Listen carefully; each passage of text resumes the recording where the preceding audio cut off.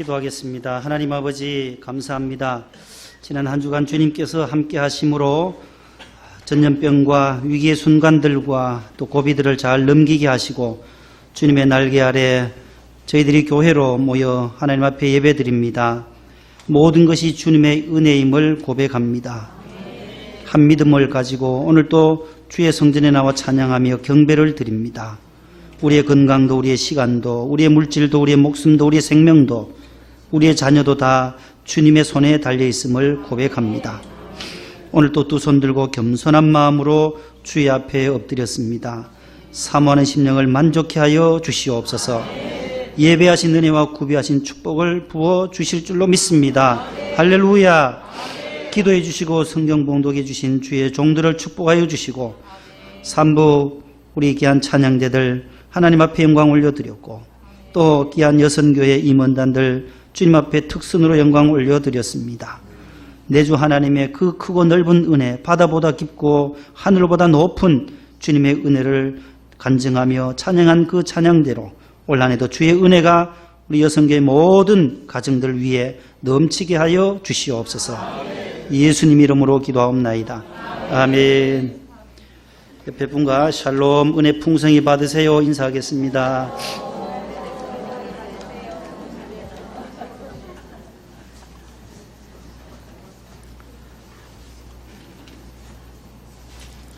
따라합시다. 요셉이 받은 축복. 요셉이 받은 축복.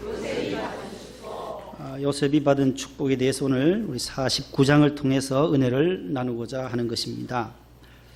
요셉은 누구냐? 아브라함의 증손자가 됩니다. 아브라함의 아들 이삭, 이삭의 아들 야곱, 야곱의 아들 가운데 12아들 가운데 마지막 11번째, 끝에서 두 번째 아들이 바로 요셉입니다. 딸 디나도 하나 있고 13남매 가운데 아들로서는 11번째 아들이에요. 그의 어머니는 라헬입니다. 야곱은 두 아내를 얻었어요.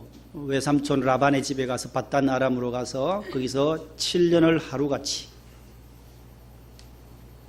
여기 있잖아요. 창세기 29장 20절 말씀이에요. 라헬을 사랑한 나머지 7년을 하루같이, 따라합시다. 7년을 하루같이 오직 주님. 우리가 야곱이 라헬을 이렇게 사랑하듯이 우리가 하나님을, 예수님을, 교회를 7년을 하루같이 사랑할 수 있기를 축복합니다. 우리 원로 목사님의 목회의 모토가 되는 오직 주님, 7년을 하루같이. 외삼촌 라반에게는 두 딸이 있었어요. 첫째 따님의 이름이 레아요. 둘째 딸이 라헬이었어요.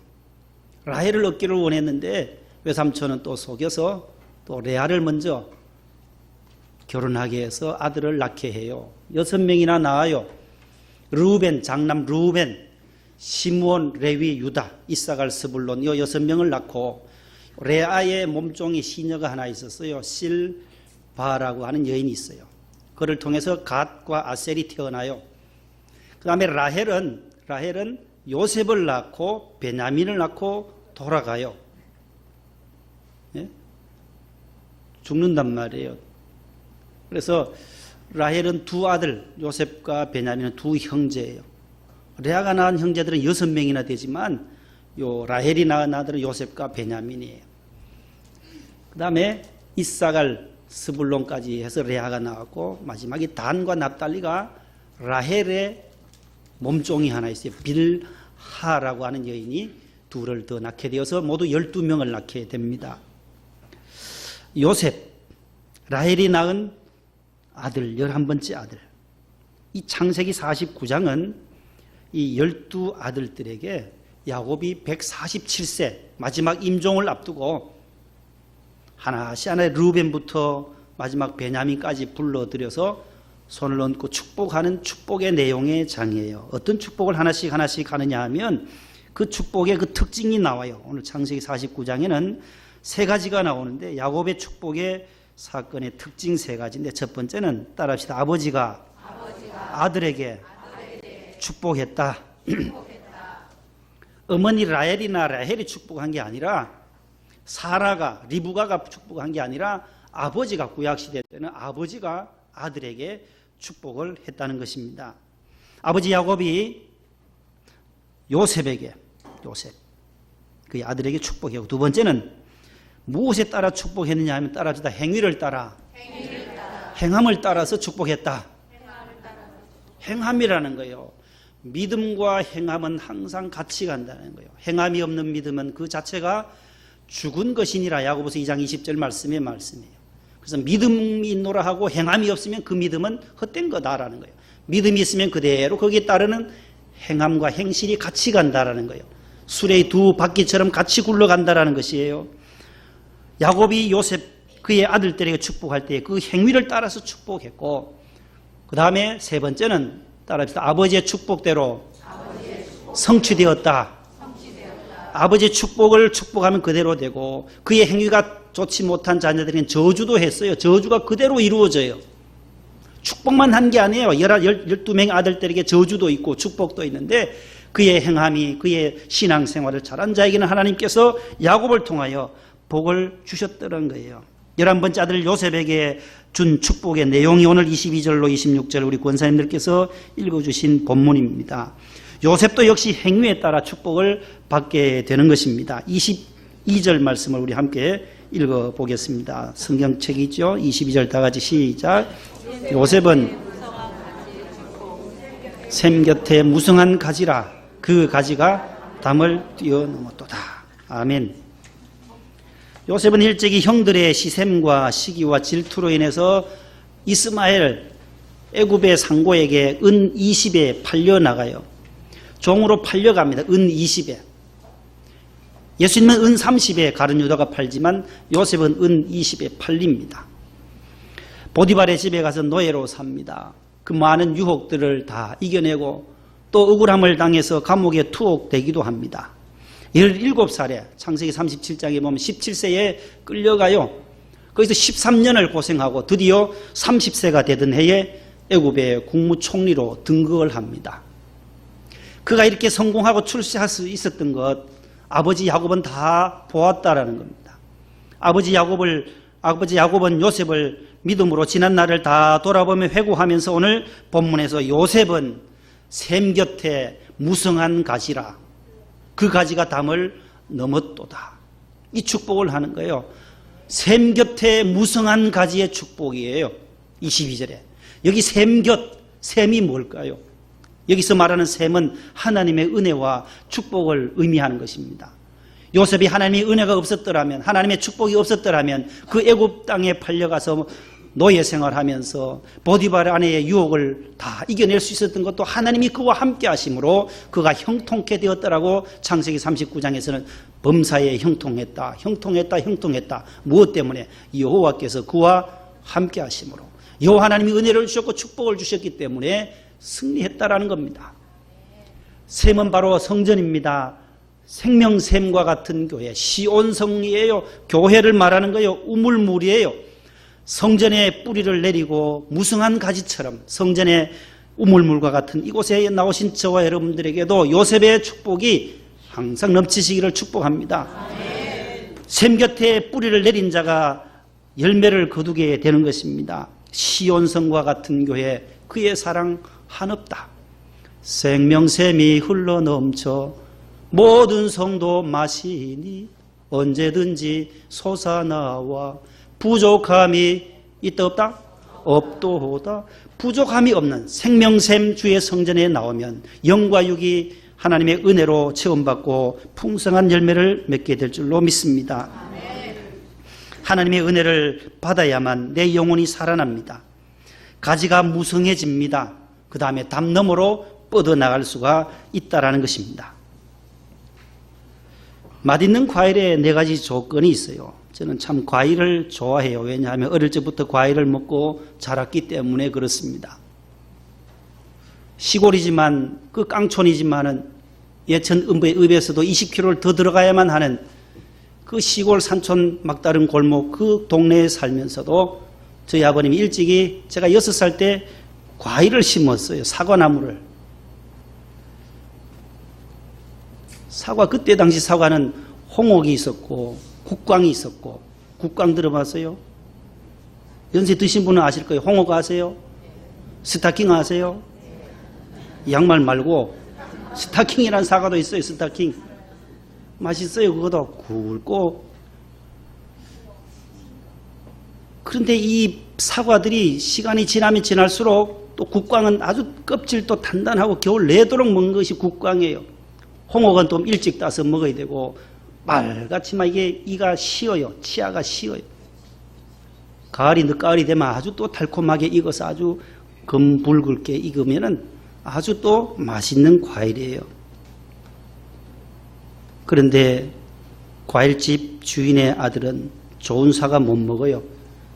늘 썩은 것, 흠집 있는 것, 그런 거 도려내고 먹어요. 좋은 것은 팔아야 돼요. 아들 다섯 공부시키려면 그것으로 팔아야 되는 거예요. 그래서 썩은 것을 많이 먹어서 그런지 제가 점이 많아요.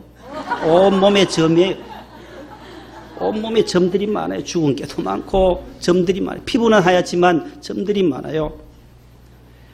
같은 사과라도 종자라는 거예요. 종자. 같은 귤이라도 포도라도 그 종자가 무엇이냐에 따라서 맛이 달라져요.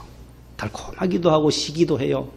제주도 하면 예전에는 밀감밖에 없었는데 요즘은 종류도 많아졌어요. 무슨 향이니 무슨 향이니 레드 향이니 천의 향이니 뭐 황금 향이니 한라산이 거기 있어 그런지 무슨 봉도 있더라고요. 백두봉인지 한라봉인지 모든 이 종류 품질이 종자가 결정하는 거예요. 늘 새로운 품종을 개량하는 것입니다. 종자예요. 종자. 좋은 과일 종자예요.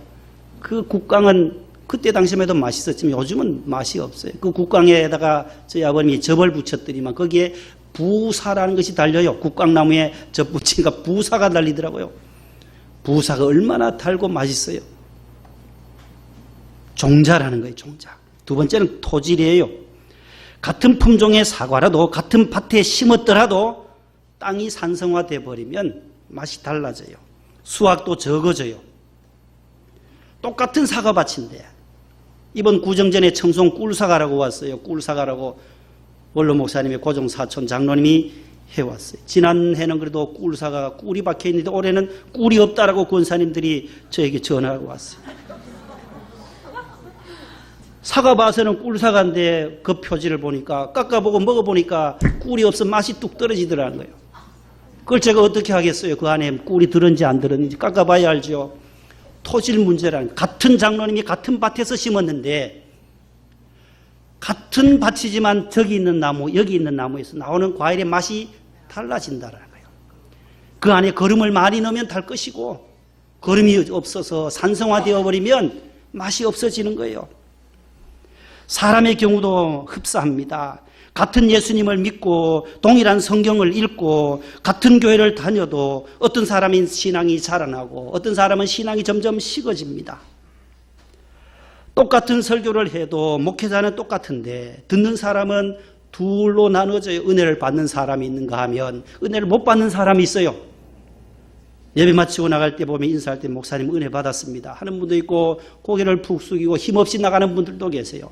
저만의 문제일까요? 물론 목회자의 문제라고 저는 저 자신은 얘기해요. 그러나 밭의 문제라는 거예요. 심령의 밭의 문제라는 거예요. 은혜 받는 사람의 밭과 은혜 받지 못하는 사람의 밭이 다르다라는 거예요.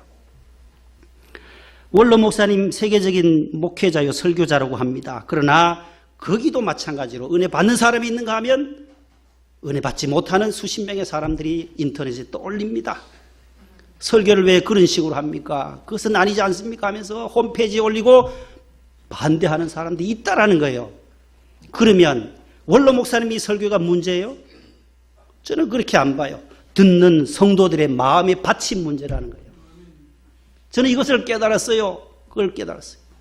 설교자는 설교로서 다 준비를 하지만 어떻게 똑같은 시간에 은혜를 받는 사람이 있는가 하면 못 받는 사람이 있을까? 이것은 설교자의 문제가 아니다. 저를 그렇게 위로해 보면서 더 담대하게 전하고 싶은 마음이 생겨나는 거예요. 오늘 이 말씀처럼 토질이라는 거예요. 토질. 본인의 심령의 밭의 문제라는 거예요. 마음의 문을 활짝 열면 아멘으로 받아들이면 내 것이 될 것이고 은혜가 될 것이고 마음의 문을 닫고 있으면 은혜를 받지 못하는 것입니다. 그것이 똑같은 상황이에요. 예배 시간에 은혜를 받는 사람과 못 받는 사람의 이유가 바로 토질이라는 거예요. 마음의 밭의 문제라는 거예요. 호세아의 말씀대로 산성화되어가는 묵은 땅을 기경해야 돼. 가르엎고 내 안에 알칼리성의 토양으로 바꾸어질 때에 열매가 맺혀지고 수확이 풍성해지는 것입니다. 세 번째는 제맛이 나야 하는 거예요. 딸기가 사과맛 난다든지 귤이 포도맛을 낸다든지 하면 그것은 돌연변이라고 합니다. 성도도 자기가 자리가 있고 자기 직분이 있어요. 자기 직분에 충실하지 아니하면 이러한 맛이른 사과와 같이 되고 마는 것입니다. 네 번째는 신선도예요. 아무리 달고 맛있어도 썩거나 부패한 것은 먹지를 못합니다. 아무 가치도 없어요. 값도 절반으로 뚝 떨어져요. 과일 가게 마지막 저녁에 파는 거 가보세요. 값이 뚝 떨어져요. 시들어지고 싱싱하지 못하니까 그런 것이에요. 사람도 제 아무리 인류대학 나오고 얼굴이 잘나고 물질과 돈을 많이 가져도 그의 정신과 인격과 삶이 부패되어지면 가치가 없어지는 것입니다. 그래서 싱싱한 과일처럼 늘 건강하고 또한 건전하고 당당하게 살아가야 할 줄로 믿습니다. 시편 1편 3절 앞에 있습니다. 다 같이요. 그는 시냇가에 심은 나무가 철을 따라 열매를 맺으며 그가는 모든 일이 다 형통하리로다. 예레미야 17장 7절 8절요. 그러나 물은 여호와를 의지하며 여호와를 의뢰하는 사람은 복을 받을 것이라. 그는 물가에 심어진 나무가 그 뿌리를 강변에 뻗치고 더위가 올지라도 두려워하지 아니하며 그 잎이 청청하며 가무는 해에도 걱정이 없고 결실이 그치지 않음 같으리라. 아멘. 물가에 시냇가에라는 단어가 반복돼요. 샘 곁에 심겨진 요셉 무성한 가지가 되듯이 저 여러분들도 물가에 심어진 나무가 될 수 있기를 축복합니다. 교회 떠나지 아니하고 교회 중심으로 성전 중심으로 생명샘 우물물에 십자가 그늘 앞에 나오게 되면 결실이 그치지 아니하는 복을 주실 줄로 믿습니다. 두 번째는 23절 4절에 말씀해요. 따라합시다. 전능자의 손을 목자의 손을 힘입었다. 요셉이 복을 받은 것은 전능자의 손, 하나님의 손, 선한 목자의 손을 힘입었다라고 23절 4절에서 말씀합니다. 앞에 같이 읽습니다. 시작. 활 쏘는 자가 그를 학대하며 적개심을 가지고 그를 쏘았으나 요셉의 활은 도리어 굳세며 그의 힘은 힘이 있으니 이는 야곱의 전능자 이스라엘의 반석인 목자의 손을 힘입니다. 아멘. 형들이 요셉을 시기하고 질투해서 팔아넘겼어요. 활 쏘는 자들이었어요. 모두가 형들이 다 활 쏘는 자들이었어요. 적개심을 가지고 그를 쏘았어요. 죽이려고 했어요. 그러나 28절에 요셉의 활은 도리어 어떻게 됐어요? 굳세어졌고 그의 팔은 도리어 힘이 있게 됐다. 그 이유는 이는 성경을 읽으시다가 이는 나오면 이게 무슨 벼루기도 아니고 이는 앞에 있는 구절에 대한 해답이에요.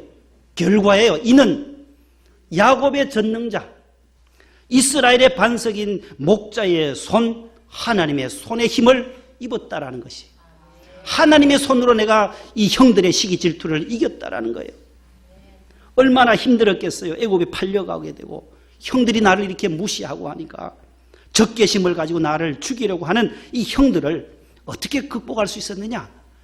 목자의 손, 전능자의 손이 그를 붙들어 주셨기 때문이라고 말씀해요. 그가 그럼에도 불구하고 출세하고 애굽에서 성공했던 것은 목자이신 하나님의 손이 그를 붙잡아 주셨다라는 겁니다. 25절 말씀요. 시작. 내 아버지의 하나님께로 말미암나니 그가 너를 도우실 것이요 전능자로 말미암아 그가 내게 복을 주실 것이라. 위로 하늘의 복과 아래로 깊은 샘의 복과 젖먹이는 복과 태의 복이로다. 아멘. 여기서 성도들은 복 주시는 분이 누구며 복의 원천이 어디에 있는지를 우리는 발견하게 됩니다. 25절에 내 아버지의 하나님께로 말미암는다. 따라합시다. 복은 하나님께로부터 온다.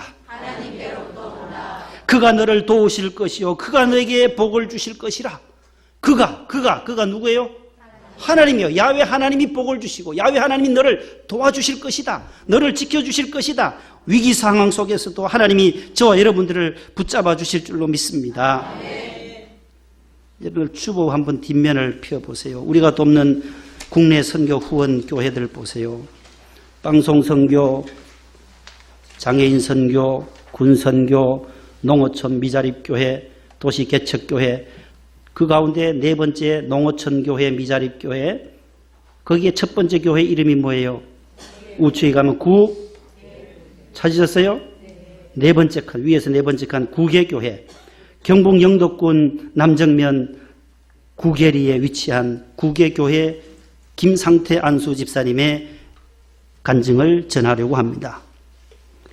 2000년, 지금부터 20년 전 2000년 여러분들도 거슬러 올라가 보면 국민일보와 미션스쿨에 또한 미션란에 기독교 신문에 온 신문을 도배했던 분이 김상태 안수 집사님이십니다.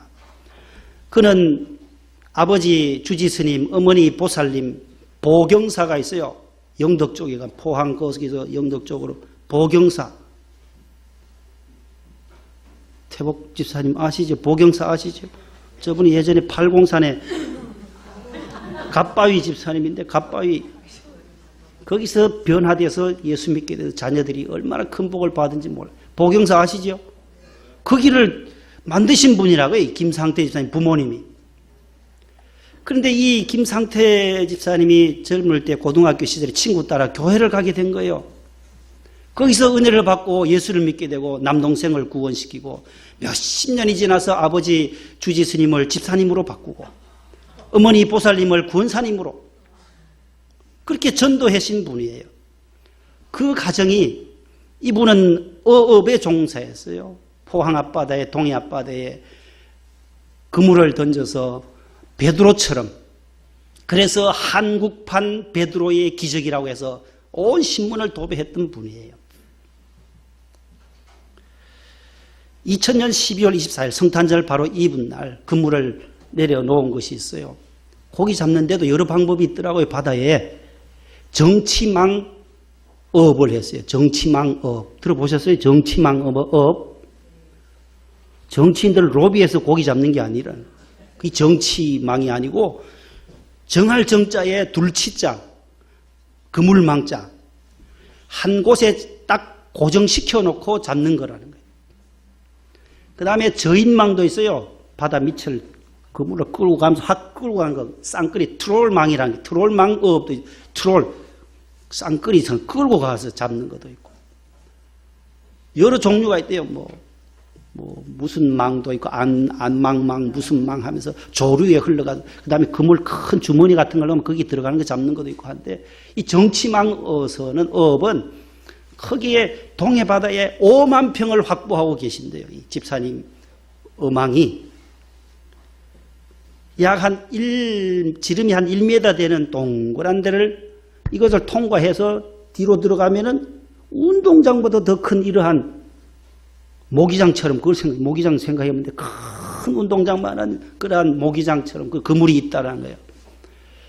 제일 중앙에 동해바다의 중앙에 집사님의 것이 정치망이 그물이 돼 있고 그 다음에 주변에 옆집 이웃집의 모든 가장자리로 돌아가면서 그물이 있는데 24일 저녁에 동생이 나가보더니만은 전화가 왔더라는 거예요. 형님 빨리 와보이소. 큰일 납니다. 혼자 가져갈 수 없니다. 그러면서 전화가 왔어요. 그래서 가보니까 동생이 트럭에다 트럭 2대에다가 방어고기 겨울철에 방어가 많이 잡히나 봐요. 방어 김홍영 집사님 안 오셨나요? 포항 쪽에는 방어가 많나 봐요. 2,500마리를 싣고 오더라는 거예요. 와, 그래서 강구 수협에 가서 경매에 들어갔는데 낙찰 가격이 한 마리당 16만 9천 원에 팔았다는 거예요. 10에서 한 13kg, 크게 큰 놈은 한 15kg 된다의 무게가 된대요. 제 키가 170인데 솔직히 말하면 168이에요. 170 안 돼요. 거기에 120cm 방어의 길이가 120cm, 이까지 여기서 한 40 빼버리니까 120cm, 이만한 그 고기가 2,500마리라는 거예요. 16만 9천 원 해보세요. 4억 1천만 원이나 되는. 이 집사님은 부채가 많았다는 거예요. IMF가 오고 97년, 8년, 2000년 때 하나님이 이렇게, 하나님 이 4억 6천만 원에 좀 빚 좀 가려주시면 제가 교회 건축 스레트가 비가 새고 하는 요 한 20여 명 되는 교회예요. 구개 교회가. 그리고 우리가 매달 10만 원씩 구역장님들 구역 예배 드린 헌금을 그 교회를 보내고 있어요. 빚에는 이 교회 좀 내가 수리해 보겠습니다 하고 기도했는데 4억 6천만 원 좀 빚 좀 부채 좀 없어지게 해달라고 했는데 그날 하나님이 그렇게 역사하시더라는 거예요. 4억 1천만 원. 그 다음에 또 시루로 간 거예요. 또 시루로 가서 그 안에 들었는 걸 또 꺼내왔다. 2,500마리. 시간이 며칠 지났으니까 이 가격이 뚝 떨어지더란 거예요. 6만 원에 팔아서 1억 5천만 원. 그래서 5억 6천만 원의 수입을 잡게 된 거예요. 그래서 5,600만 원 10의 1조를 하나님 앞에 바쳐야 되는데 그의 아버지 주지스님 했던 서리 집사님이 얘야 안수 집사님 아들에게 하나님 다 아신다. 한 56만 원만 해라. 다 한다니까. 네 얼마나 어려웠노. 빚도 아직도 4억 6천이나 있는데 왜 그렇게 많이 내냐고. 동생하고 같이 하니까 동생한테 전화했더니까 어떻게 동생도 한 2,500 달라고 줄 알았는데 형님 알아서 하소. 그래서 5,600만 원을 교회 헌금 11조를 내고 나머지 돈으로 나머지 4억 한 5천만 원 빚을 다 갚았다라는 거예요. 갚고 나니까 후회가 되는 거예요. 내가 기도를 4억 6천 빚만 갚게 해달라고 기도했는데 좀 더 입을 크게 열어서 돈 크게 부를 걸 후회했다는 거예요. 하나님이 도와주시면 더 큰 것도 해주셨을 텐데 교회 건축도 하고 내가 건축위원장 돼서 교회 다 하겠다고 했으면 좋았을 텐데 후회들 했는데 그 다음 한 달 뒤에 또 나왔어요. 신문에. 그 안에 밍크 고래가 5m 30cm 되는 밍크 고래가 거기 들어와서 신방 와서 거기 와서 잠자고 있더라는 거예요. 거기 와서. 여러분 고래가 들어와서 그 어망을 그물을 휘저어서 놓으면은 다 뻥끈하고 다 난리가 칠 텐데 이 고래는 얼마나 온유 겸손한지 들어와서 아무렇게 얌전하게 있더라는 거예요. 이걸 누가 하셨냔 말이에요. 이걸. 그걸 간증하러 다니세요. 추럭을 몰고 다니면서 간증하시는 거예요. 여기 1m 되는 여기에 5천 마리가 들어갔다고 생각해 보세요. 아까 1m 20cm에 15kg나 되는 그 몸집의 큰 방어들이 들어가려면 줄 서 4천 한 마리 쑥 들어가고 4,999마리 뒤에 줄 쫙 서 있어야 돼요. 두 번째 고기 들어가고 4,998마리 쭉 서 있어야 들어간다는 거예요. 요 작은 구멍 안으로 들어가야 그 넓은 운동장만 하는데 거기에 5천 마리가 들어가 있는데 이것을 어떻게 했냐 말이에요. 하나님이 아니고서는 할 수 없다는 거예요. 그 주변에 가장자리에 있던 옆에 동네 옆집에 있던 어부들의 그 망에도 얼마나 많은데 자기 김 집사님 건 제일 중앙에 있었다니까요. 이게 믿겨지냔 말이에요. 이게. 그래요. 그 집사님 간증 들어보면 그래요. 옆집에 들어갔던 이 고기가 아이고 내가 잘못 들어왔다. 우리 방이 아니다. 나와서 이 방어가 다시 이리 줄 서가지고 줄 서서 이리 또 들어갔다는 거죠.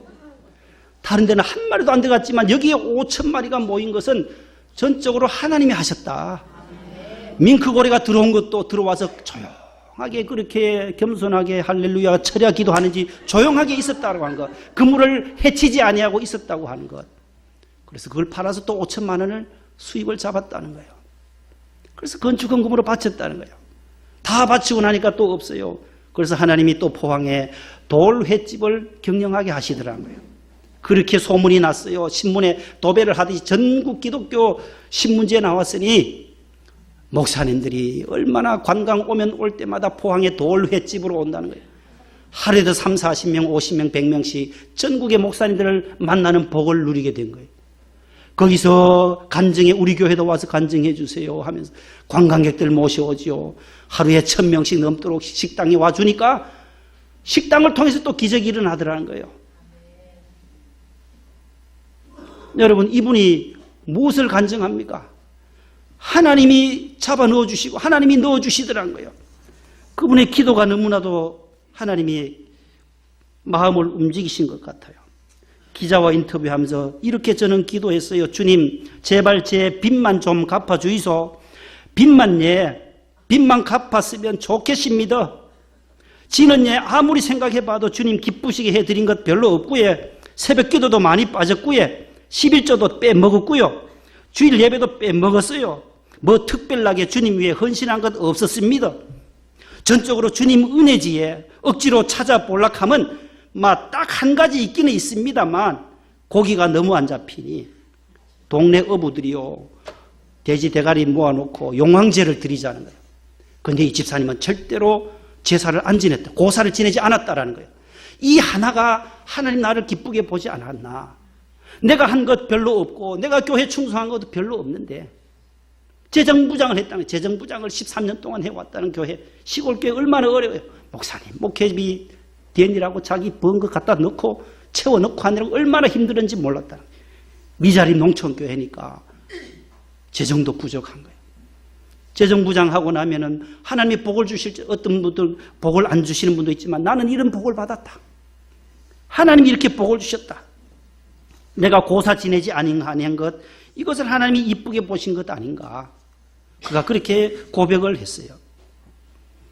여러분, 전능하신 하나님의 손길, 요셉이 복 받은 것도 하나님이 함께 하셨고, 김상태 안수집사님이 은혜를 받고 복을 받은 것도 하나님이 하신 것이지, 이 방어 5,000마리가 어떻게 줄을 서서 그리로 다른 집에 안 들어가고 어떻게 그리로 들어갔을까? 그 밍크고리가 들어가서도 어떻게 잠잠하게 고요하게 얌전하게 있었을까? 다 하나님이 하셨다라는 거예요.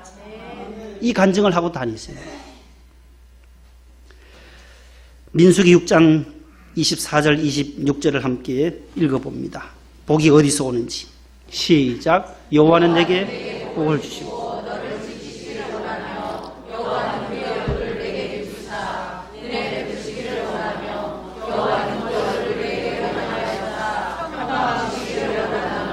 아멘. 여호와가 복을 주시고 복의 근원은 여호와 하나님인 줄로 믿으시기를 바랍니다. 복음성가 야곱의 축복을 한번 오늘 이 본문의 요 말씀 가지고 복음성가를 지은 것이 있어요.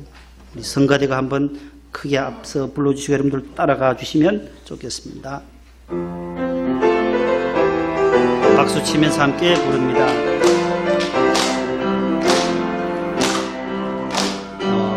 너는 담장 너머로 뻗은 나무 가지에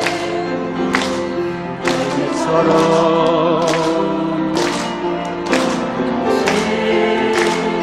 귀한 축복이 삶에 넘쳐날 거야. 너는 어떤 시련이 와도 능히 이겨낼 동안 발 있어. 하신 하나님께서 너와 나 함께 하시니 너는 하나님의 사랑, 아름다운 하나님의 사랑. 나는 널 위해 기도하며 그 길을 축복할 거야. 너는 하나님의 선물, 사랑스러운 하나님의 삶에 그의 품에 꽃 피운 나무가 되어줘. 할렐루야. 우리도 요셉과 같이 담을 뛰어넘는 이러한 무성한 가지가 될 수 있기를 축복합니다.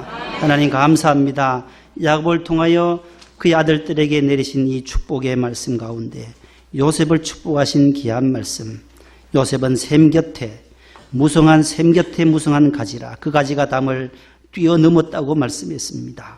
우리에게도 이러한 풍족한 은혜와 축복, 샘 곁에 심어진 물가에 심어진 나무들이 다 되게 해 주시옵소서. 그 받은 사랑과 은혜와 축복을 이웃에게 나누며 하나님의 나라를 위하여 희생하며 섬기는 봉사하는 저희들 되게 하옵소서. 예수님 이름으로 기도하옵나이다. 아멘.